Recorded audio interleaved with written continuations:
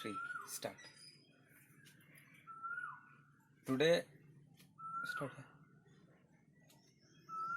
Today we have a new chapter of class 9, chapter 1, and our chapter is matter in our surrounding.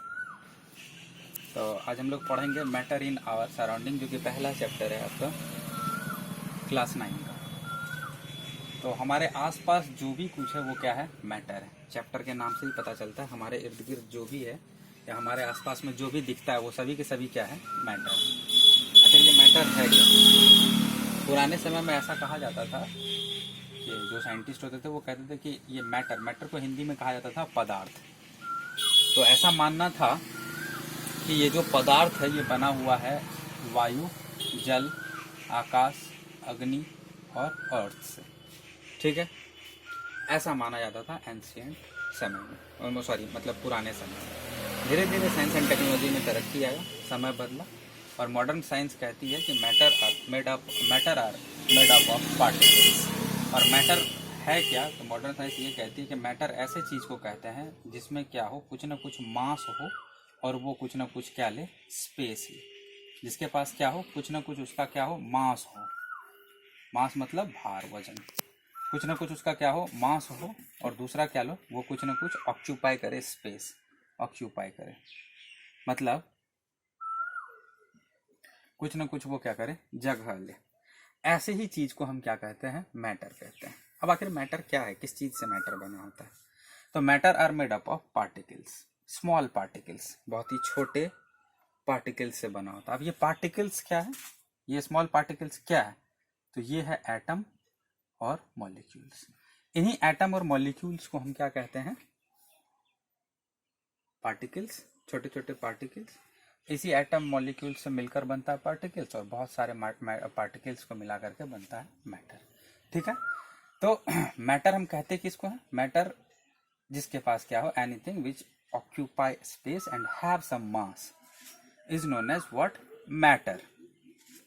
Matter जो आप लोगों को पढ़ना है वो 3 स्टेट में एग्जिस्ट करता है, ये पढ़ना है। मैटर के 3 स्टेट होते हैं, पहले सॉलिड, दूसरा आपका हो गया लिक्विड, और तीसरा क्या है, गैस। मैटर आपका 3 स्टेट में एग्जिस्ट करता है, रहता है, सॉलिड, लिक्विड और गैस। 2 और भी है जिसको हम प्लाज्मा स्टेट कहते हैं एक को, और एक है बोस-आइंस्टीन कंडेंसेट। वो आप लोगों को अभी नहीं पढ़ना है 9th क्लास में, लेकिन हम फुर्सत का जब टाइम मिलेगा तो हम उसमें इसको डिस्कस कर देंगे। क्लास के अलावा दूसरे क्लास में किसी में हम उन दोनों स्टेट को भी डिस्कस कर देंगे। तो पहले हम लोग चलते हैं, मैटर के 3 स्टेट को पढ़ते हैं। मैटर समझ गए होंगे कि क्या है। मैटर जो है ऐसा कोई भी चीज़ जो क्या करे, उसमें कुछ वजन हो, मास हो, और वो क्या करे, ऑक्यूपाई करे कुछ ना कुछ स्पेस हो, मतलब कुछ जगह ले और उसका कुछ ना कुछ अपना मास हो। ऐसे ही चीज़ को हम मैटर कहते हैं। मैटर का 3 स्टेट होता है, ठीक है। पहला सॉलिड, दूसरा लिक्विड और तीसरा गैस। सॉलिड कैसा होता है? एक हम क्या किए, पहले तो एक डिफिनिट वॉल्यूम ले लिए। कहने का मतलब एक फिक्स लेंथ, ब्रेथ और हाइट वाला कोई चीज़ लिया, ठीक है। और उसमें हम क्या कर रहे हैं, नंबर ऑफ मॉलिक्यूल्स काउंट कर रहे हैं, जिस चीज़ से वो सेम लिए हैं, ठीक है। उसमें हम नंबर ऑफ मॉलिक्यूल्स देख रहे हैं, ठीक है। पहले इसमें हम क्या किए, कोशिश किए कुछ भी डालने का, एक सॉलिड, मान लो एक बर्तन लिए, इतना बड़ा कंटेनर लिए जिसका लेंथ, ब्रेथ और हाइट क्या है, फिक्स है। कहने का मतलब इसका वॉल्यूम जो है तीनों कंडीशन में सेम रहेगा। जैसे इसका वॉल्यूम V है तो इसका भी वॉल्यूम V है, और इस कंटेनर का भी वॉल्यूम क्या है, V है। समझते हैं बात को, ठीक है। अगर ये आप समझ गए तो समझ लो कि इसको समझ गए, ठीक है। बहुत कुछ इसमें क्लियर होगा। तो अगर हम तीनों कंटेनर का वॉल्यूम V मान लिए हैं तो इसका मतलब है कि इसका लेंथ, ब्रेथ और हाइट तीनों क्या है, सेम है, इसीलिए इसका वॉल्यूम भी क्या हुआ, बराबर हुआ। अब इसमें हम क्या किए, कुछ सॉलिड चीज को डाले, जैसे इसमें हम आयरन डालें।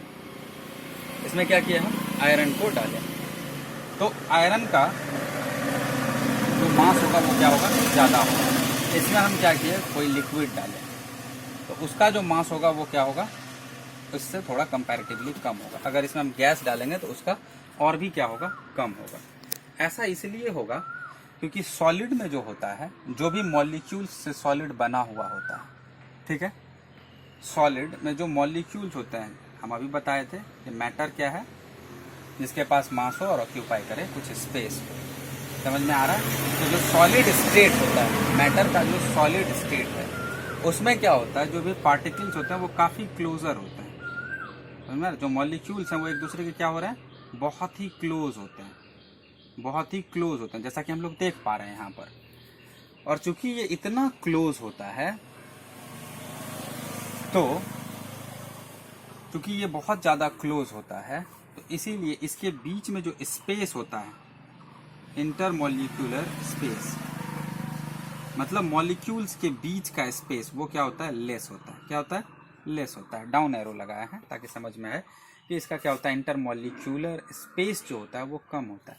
अगर हम वहीं लिक्विड में देखें तो इसमें क्या, ये सब क्या है, स्पेस है, मॉलिक्यूल्स के बीच का ये स्पेस है ना, ये मॉलिक्यूल्स के बीच का स्पेस आपको दिख रहा है, ये तो मॉलिक्यूल्स है, लिक्विड मॉलिक्यूल्स है, ये क्या है, इसका स्पेस है, बीच में ये बहुत सारा स्पेस आपको दिख रहा होगा।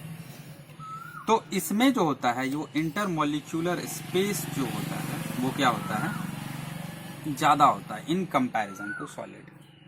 और इंटरमॉलिक्यूलर स्पेस अगर आप गैस में देखोगे तो आपको क्लियरली दिख रहा होगा कि ज्यादा नहीं, यहाँ क्या है, बहुत ज्यादा है। ठीक है? अब अगर हम आपको एक सॉलिड दें, दूसरा लिक्विड दें और तीसरा गैस दें, और आपको कहें इस तरह से ये सॉलिड है, और इस पर कहे कि हाथ से आप ऐसे करके ऐसे करो और इसको क्या करो, हाथ को अपने आर पार इसमें ले जाओ, ऐसे ऐसे, तो ये थोड़ा हार्ड होगा आपके लिए, थोड़ा नहीं बहुत हार्ड होगा इसमें हाथ को आर पार ले जाना। ऐसा इसलिए क्योंकि इसके मॉलिक्यूल्स क्या हैं, बहुत ही पास पास हैं। और ये आपस में क्यों पास पास हैं, तो इसके बीच का जो अट्रैक्शन है वो बहुत ज्यादा है। इस मॉलिक्यूल्स के बीच का जो अट्रैक्शन है ये बहुत ज्यादा है। इसको कहते हैं inter molecular force of attraction.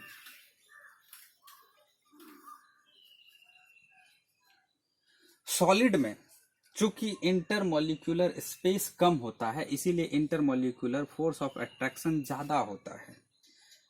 अगर इंटरमॉलिक्यूलर स्पेस कम होगा और इंटरमॉलिक्यूलर फोर्स ऑफ अट्रैक्शन ज्यादा होगा, मतलब मॉलिक्यूल्स में जो अट्रैक्शन होंगे वो बहुत ज्यादा होंगे। तो अगर ज्यादा होगा तो ज्यादा होने के कारण क्या होगा, ये सॉलिडिफाई हो जाएगा। क्या हो जाएगा, ये सॉलिडिफाई हो जाएगा, और कोई भी मटेरियल आपको कैसा दिखेगा, सॉलिड दिखेगा। अगर उसके इंटरमॉलिक्यूलर फोर्स ऑफ अट्रैक्शन अगर उसका ज्यादा है तो वो मटेरियल आपको सॉलिड दिखेगा, और उसको हमको अगर हम उसमें चाहेंगे कि उसके आर पार कर ले अपने हाथ को, तो ये थोड़ा कठिन होगा।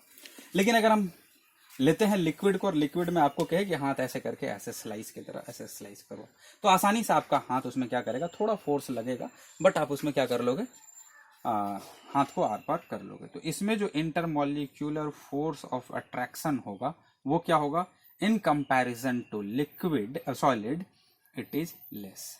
क्या होगा, ये क्या होगा, इंटरमॉलिक्यूलर फोर्स ऑफ अट्रैक्शन इसमें दिख रहा है। क्यों? क्योंकि ये क्या है, दूर दूर है, दूर दूर है, तो इसका मतलब क्या है, इसमें अट्रैक्शन ऑब्वियसली कम है। इसीलिए तो क्या हो रहा है, जो मॉलिक्यूल्स हैं वो दूर दूर आपको दिख रहे हैं, तो इसमें इंटरमॉलिक्यूलर फोर्स ऑफ अट्रैक्शन क्या होगा, कम होगा इन कंपेयर टू सॉलिड।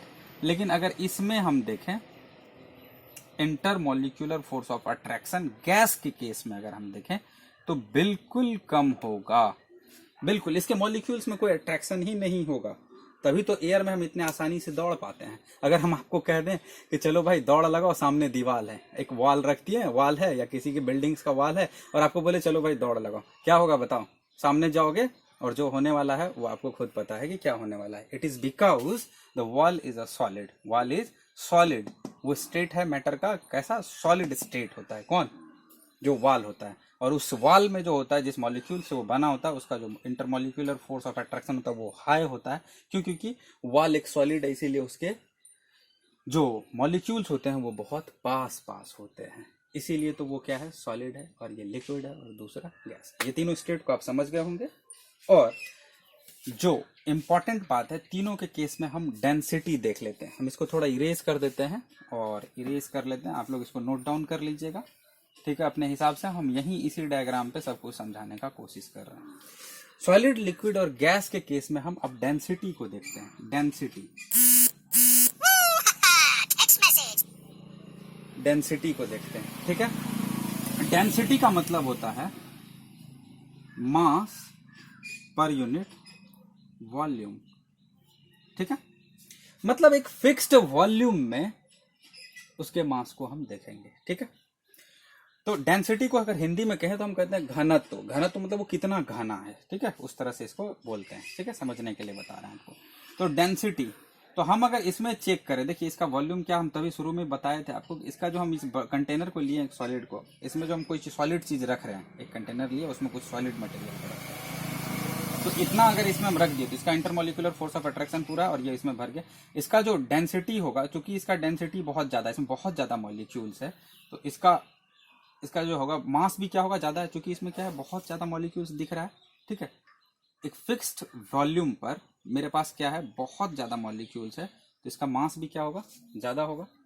समझ में आ रहा है? तो इसका डेंसिटी हम क्या कहेंगे, जो सॉलिड है उसका क्या होगा, ज्यादा होगा। डेंसिटी क्या होगा, ज्यादा होगा। क्यों? क्योंकि इसका इतना ही जगह में, इतना ही वॉल्यूम में क्या है, बहुत ज्यादा मॉलिक्यूल्स एडजस्ट कर रहा है। क्यों एडजस्ट कर रहा है ये तो आपको पता होगा, इतना एडजस्ट क्यों कर जा रहा है। क्यों? क्योंकि सॉलिड में क्या होता है, इंटरमोलिकुलर स्पेस कम होता है, जिसके कारण इंटरमोलिकुलर फोर्स ऑफ अट्रैक्शन ज्यादा होता है। सभी एक दूसरे से रिलेटेड है, आप समझते चलो, सब कुछ समझ में आएगा। ठीक है, तो डेंसिटी इसका क्या होगा, बहुत बहुत ज्यादा होगा। बहुत बहुत क्या होगा, ज्यादा होगा सॉलिड का। अगर हम लिक्विड का बात करें तो इसमें जो डेंसिटी होगा, मास पर यूनिट वॉल्यूम, अगर एक सर्टेन वॉल्यूम को आप फिक्स वॉल्यूम में तीनों को चेक करोगे तो सबसे ज्यादा डेंसिटी इसका आएगा। क्यों? क्योंकि एक फिक्स यूनिट वॉल्यूम में बहुत ज्यादा मॉलिक्यूल्स प्रेजेंट रहता है। किसमें? सॉलिड में। ऐसा क्यों प्रेजेंट रहता है ये भी हम बता चुके हैं आपको। अब बात करते हैं लिक्विड। अब बात करते हैं लिक्विड में डेंसिटी का। तो डेंसिटी जो लिक्विड में होगा, इसमें देख रहे हैं आप मॉलिक्यूल्स दूर दूर है, तो मास पर यूनिट वॉल्यूम जो होगा, एक फिक्स वॉल्यूम पर जो इसमें जितना मॉलिक्यूल्स चूंकि कम आएगा इन कंपैरिजन टू सॉलिड, तो इसीलिए इसका क्या होगा, density in compare to liquid, sorry liquid का जो डेंसिटी होगा इन कंपैरिजन टू सॉलिड, वो क्या होगा, लो होगा। ठीक है, लेकिन अगर डेंसिटी हम देखें गैस का, तो इसमें तो मॉलिक्यूल्स और भी अपार्ट है, बहुत दूर दूर हैं, तो इसका जो डेंसिटी होगा इन कंपेयर टू सॉलिड बहुत ही कम होगा। इसका मास पर यूनिट वॉल्यूम जो हम लोग देखेंगे वो क्या होगा, एक फिक्स वॉल्यूम में बहुत कम मॉलिक्यूल प्रेजेंट है, इसीलिए इसका क्या होगा, डेंसिटी बहुत ही क्या होगा, कम होगा। क्या होगा, डेंसिटी बहुत ही कम होगा। तो इस तरह से कुछ है, मतलब जो स्टेट ऑफ मैटर्स है, सॉलिड, लिक्विड और गैसियस स्टेट तीनों है, इसके बारे में हम लोग इतना समझे हैं। और भी बहुत कुछ है इसमें समझने के लिए। ठीक है, तो हम लोग इसमें एक चीज और देख लेते हैं। सॉलिड जो होता है, इसमें इंटरमोलिकुलर फोर्स ऑफ अट्रैक्शन बहुत अच्छा होता है, ज्यादा होता है, इंटरमोलिकुलर स्पेस कम होता है, तो इसका जो शेप होता है वो क्या होता है, डिफिनिट होता है। क्या होता है, इसका शेप क्या होता है, डिफिनिट होता है, और वॉल्यूम भी क्या होता है, डिफिनिट होता है, शेप और वॉल्यूम। ठीक है, इसका सॉलिड का क्या होता है, शेप और वॉल्यूम दोनों डिफिनिट होता है। वाटर का कोई शेप नहीं होता। कभी देखे हो क्या कि वाटर का कोई शेप होता है? ऐसा है? किसी को अगर पता है कि वाटर का कोई शेप होता है, अगर कोई देखा है आज तक, तो कमेंट सेक्शन में लिख के बताना, ऐसा अगर कभी किसी के साथ हुआ है तो इसका कोई शेप नहीं होता है। लिक्विड का क्या होता है, कोई शेप नहीं होता है, indefinite shape but definite volume. Definite volume क्यों कह रहे हैं, क्योंकि हम इसको जिस बर्तन में रखेंगे वैसा ही शेप ले लेगा। कौन? लिक्विड। लिक्विड को हम जिस बर्तन में रखेंगे ये वैसा ही शेप लेगा। मान लो इसमें रख रहे हैं तो ऐसा शेप ले लेगा। इससे निकाल करके हम इसको फिर दूसरे किसी गोल, दूसरे में रेक्टेंगुलर में रख दिए, रेक्टेंगुलर एक क्यूबाइडल बर्तन में रख दिए तो वो ऐसा शेप ले लेगा।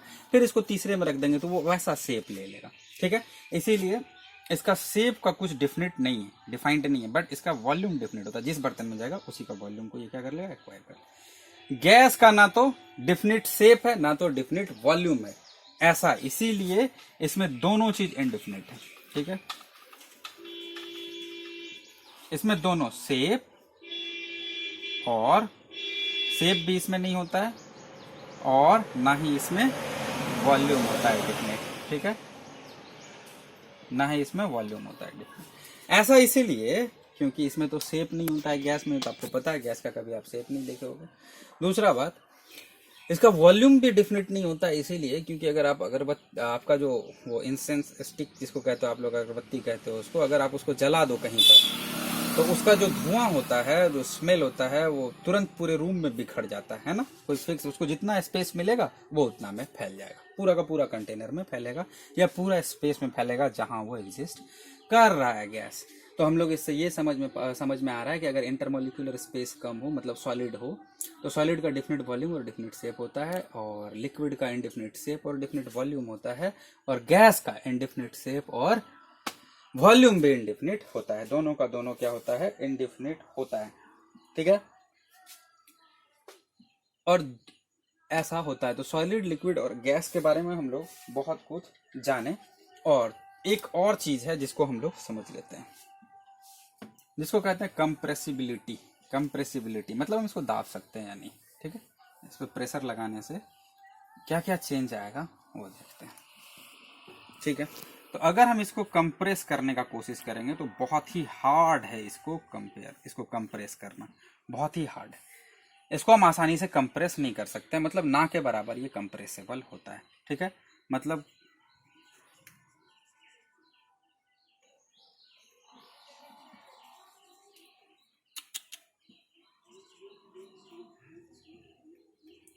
कंप्रेसेबल जो होता है ये ना के बराबर होता है, ये बिल्कुल कंप्रेसेबल नहीं होता है, ठीक है।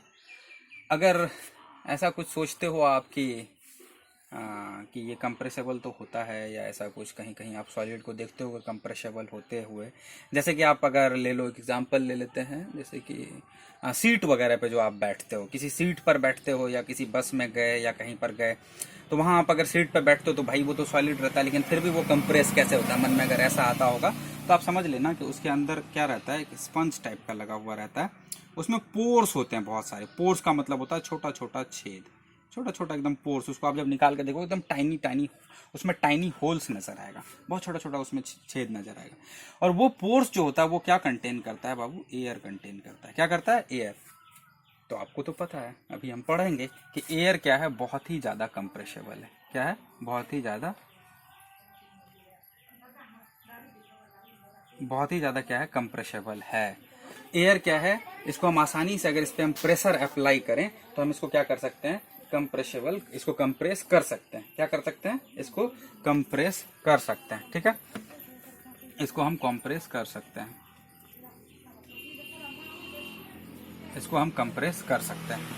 गैस को हम लोग बहुत आसानी से क्या कर सकते हैं, कंप्रेस कर सकते हैं। तो भाई यहाँ एयर जो है, ये एयर क्या है, गैस है। तो इस स्पंज में, जो स्पंज आप सीट पर बैठे हो, ये क्यों इजीली कंप्रेस हो जाता है, क्योंकि वहां कंप्रेस वो वाला जो स्पंज है वो नहीं, उसके अंदर जो पोर्स है और उसमें जो एयर है वो इजीली कंप्रेस हो जाता है। क्यों, ड्यू टू योर वेट। जो आप जो वजन लेके आप उस पर बैठते हो उससे वो इजीली कंप्रेस हो जाता है। क्यों, क्योंकि आप जब बैठते हो तो सीट पर क्या अप्लाई होता है, प्रेशर।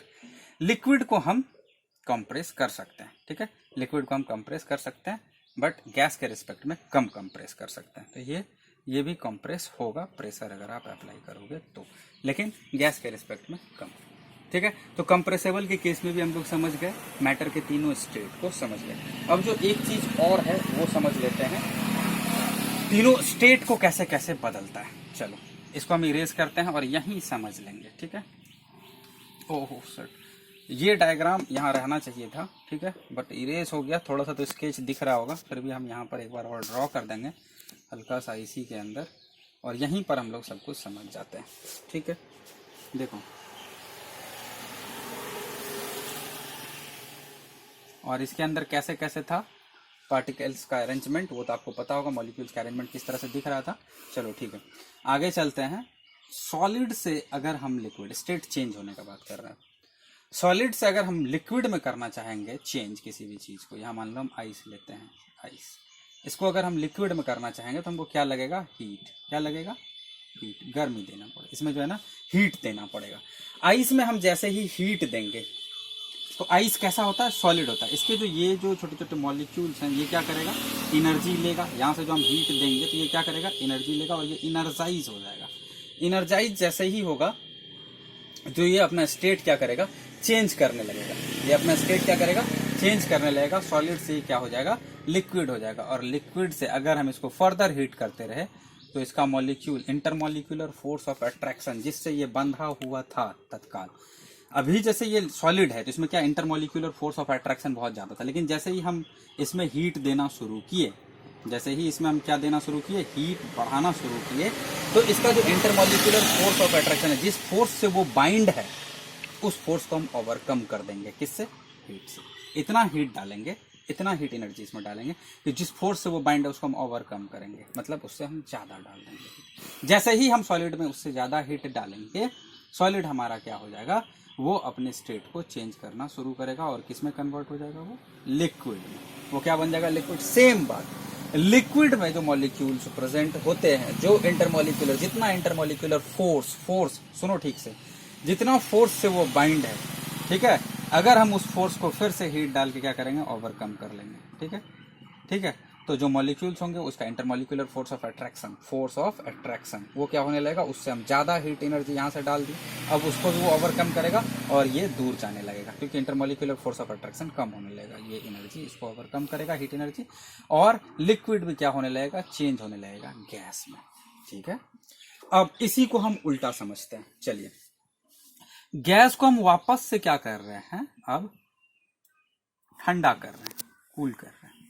ठीक है, गैस को अगर हम वापस से ठंडा कर रहे हैं, कहने का मतलब है कि अगर ठंडा करेंगे तो सारे का सारा पार्टिकल्स क्या आएगा, जितना भी पार्टिकल्स इसमें नजर आ रहा था, ये जो मॉलिक्यूल्स नजर आ रहा था छोटा छोटा, ये क्या आएगा, गैस में जितना भी था इधर उधर था, लेकिन ठंडा करने से क्या होगा, वो कंडेंस होगा।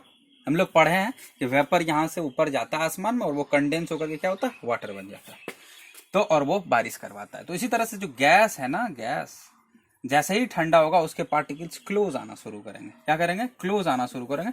तो भाई मेरे, जब ये पार्टिकल्स दूर दूर था तभी तो हम इसको कह रहे थे गैसियस स्टेट। जब यही पार्टिकल्स, यही मॉलिक्यूल्स क्लोजर आना शुरू हो जाएंगे, क्लोज आना शुरू हो जाएंगे, तो आप ही बताओ ना कि ये क्या हो जाएगा।